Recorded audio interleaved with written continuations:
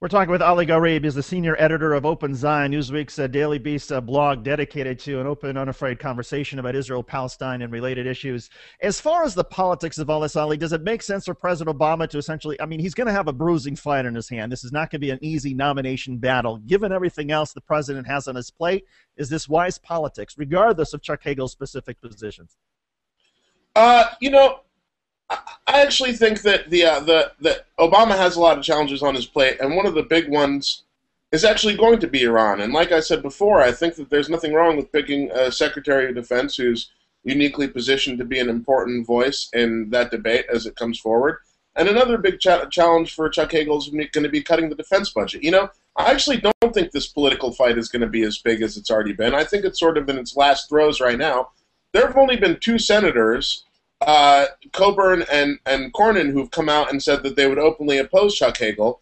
Everybody else has said we're going to ask him tough confirmation questions, which, frankly, I support. I think that the confirmation process should be used to draw out people on their views, and so I don't think there's actually going to be a great. I don't think there's actually going to be a really big political battle over this, except for sort of the right wing and right leaning pro-Israel groups, and as you mentioned before, a few of the gay groups, though some of the bigger gay groups have come around. The Human Rights Campaign, after Chuck Hagel apologized for his comments in the late 90s last month, the Human Rights Campaign, which is probably the nation's most effective gay rights lobby, came out and said, you know, we encourage people to change their views. We're glad Chuck Hagel has, and we recognize him as an ally in the fight for equality.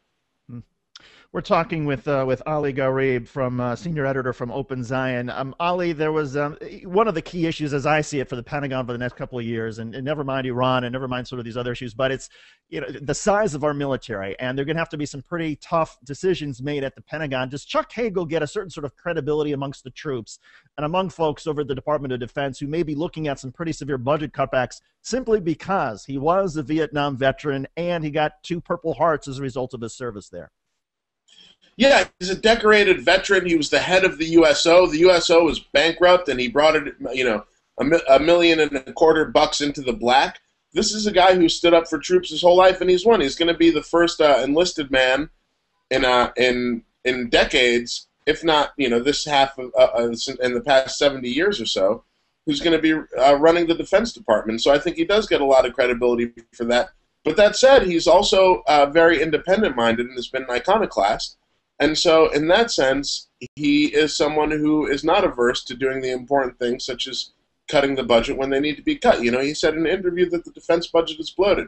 And I think, you know, a friend of mine, Steve Clemens, who's a foreign policy pundit, has made this point that maybe one of the reasons for picking a conservative Republican for this role is his credentials as a veteran, and the fact that as a Republican, you know, a lot of Democrats want to say that we should pick a Democrat because Democrats have proven themselves on national security.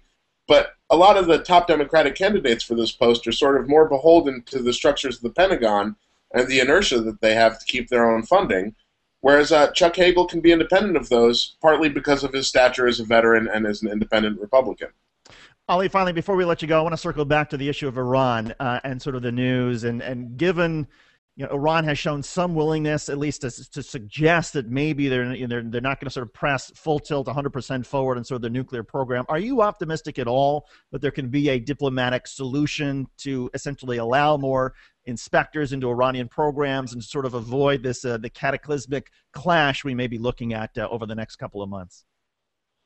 Well, I don't know if I would call it optimistic, but I sure hope something can get worked out. You know, as I've tried to say over and over again, and something that Chuck Hagel has actually raised a bunch of times, is that the only way to ensure that Iran doesn't get nuclear weapons is by a diplomatic deal. Experts across the board, including hawkish Israeli experts, have all said that attacking Iran would only spur the Islamic Republic to make the very decision they haven't made yet, which is to actually build a nuclear weapon. And frankly, I don't know if Iran is that interested in actually having a bomb. I mean, they want the regional prestige and stuff. They definitely want to keep their enrichment. And we sort of know the contours of a deal, and there's a reasonable deal out there, and I hope that one can be reached. Ali Gharib, senior editor of Open Zion. Ali, welcome. Thank you so much for being part of Take Action News. You're welcome anytime. So good to have you on the program. Thanks very much. It's a pleasure, David. Very welcome. Ali Gharib. Coming up when Take Action News continues, one of the best segments we do, Daniel Marins with How It Should Be. We've got two more episodes of these before the inauguration. Daniel Marins with How It Should Be when Take Action News continues after this.